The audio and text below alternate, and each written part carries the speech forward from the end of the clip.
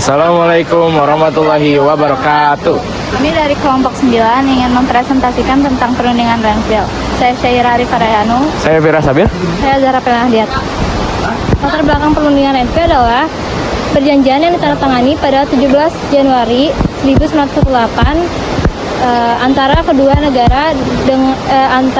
negara pasca kemerdekaan Indonesia, perang kemerdekaan Indonesia, dan menyangkut wilayah yang dikuasai oleh masing-masing pihak. Lokasi dan waktu, lokasinya terjadi di Pelabuhan Tanjung Priuk, Jakarta, dan waktunya terjadi pada 8 Desember 1947 hingga 17 Januari 1948.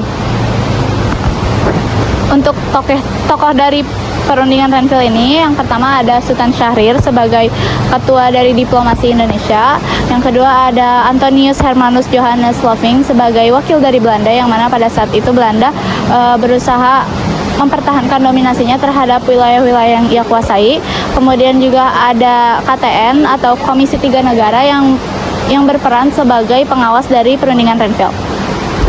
Kronologinya, perjanjian ini dicapai melalui negosiasi yang melibatkan pihak Belanda, Indonesia, dan Komisi Tiga Negara yang bisa disebut KTN.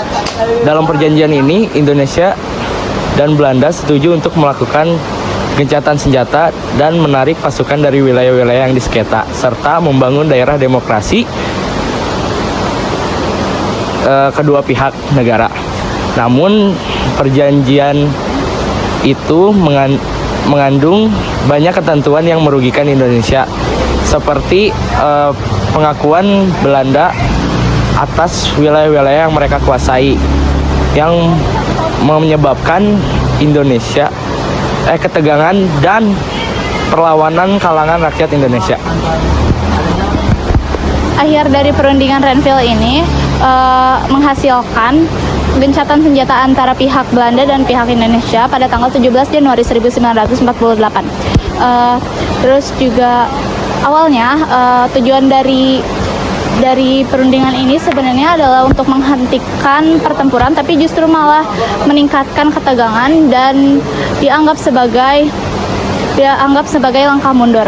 Nah, di perundingan Renville ini juga Indonesia itu merasa rugi karena harus mengakui wilayah-wilayah yang dikuasai oleh Belanda dan juga harus memisahkan antara dua negara dengan garis demokrasi. Kemudian konflik ini berlanjut hingga akhirnya Indonesia mendapatkan kemerdekaan sepenuhnya pada konferensi Meja Bundar tahun 1949.